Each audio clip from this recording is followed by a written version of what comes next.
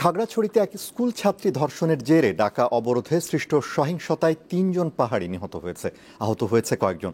পাহাড়িদের হামলায় মেজর সহ ১৩ জন সেনা সদস্য, গুইমারা থানার ওসি সহ ৩ জন পুলিশ সদস্য ও কয়েকজন বিজিবি সদস্য আহত হয়েছে। পরিস্থিতি নিয়ন্ত্রণে প্রশাসন ১৪৪ ধারা জারি করেছে। উদ্ভূত পরিস্থিতি মোকাবেলায় পাহাড়ি বাঙালি সবাইকে ঐক্যবদ্ধ হয়ে কাজ করার আহ্বান জানিয়েছেন পার্বত্য চট্টগ্রাম বিষয়ক মন্ত্রণালয়ের উপদেষ্টা সুপ্রদীপ চাকমা। আর হতাহতদের ঘটনায় দুঃখ প্রকাশ করে দেয়া বিবৃতিতে দোষীদের শাস্তি নিশ্চিতের প্রতিশ্রুতি দিয়েছে স্বরাষ্ট্র মন্ত্রণালয়। গত মঙ্গলবার রাত ৯টার দিকে প্রাইভেট পড়ে ফেরার পথে খাগড়াছড়ির গুইমারায় এক মারমা কিশোরী দলবদ্ধ ধর্ষণের শিকার হয় বলে অভিযোগ ওঠে। এ ঘটনায় অজ্ঞাত ৩ জনের বিরুদ্ধে মামলা দায়েরের পর পুলিশ একজনকে গ্রেপ্তার করে, তাকে ৬ দিনের রিমান্ডে পাঠিয়েছে আদালত। ধর্ষণে জড়িত বাকিদের গ্রেপ্তার ও বিচারের দাবিতে জুম ছাত্র জনতার ব্যানারে শনিবার ভোর থেকে বিকাল ৫টা পর্যন্ত অবরোধ পালন করা হয়। অবরোধের কারণে সাজেকে আটকে পড়া পর্যটকদের শনিবার রাতে খাগড়াছড়িতে ফিরিয়ে আনে প্রশাসন। এরপর অনেকেই নিজ নিজ গন্তব্যে চলে যান।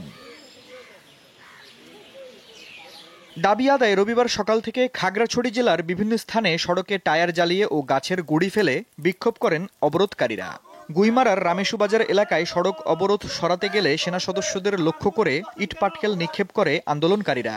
এতে মেজর সহ অন্তত ১৩ জন সেনা সদস্য আহত হয়। এ সময় গুইমারা থানার ওসি সহ ৩ পুলিশ সদস্যও আহত হয়। পরে সেনা সদস্যরা লাঠিচার্জ ও ১০ থেকে ১৫ রাউন্ড ফাঁকা গুলি চালিয়ে উচ্ছৃঙ্খল পাহাড়ি জনতাকে ছত্রভঙ্গ করে।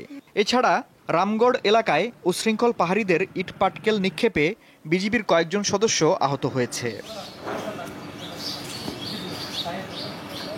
অবরোধের মধ্যেই বেলা ১টার দিকে গুইমারা উপজেলার রামেশুবাজারে আগুন দেয়া হয়। এতে বেশ কয়েকটি দোকান পুড়ে যায়, সাথে বাজারের পাশের কয়েকটি বসতঘরও ক্ষতিগ্রস্ত হয়। এদিকে গুইমারায় গুলিতে ৩ জন নিহতের খবর পাওয়া গেছে, তবে কার গুলিতে কিভাবে তারা মারা গেছে বিস্তারিত জানা যায়নি। এ ঘটনার পর খাগড়াছড়ির গুইমারা উপজেলায় থমথমে পরিস্থিতি বিরাজ করছে।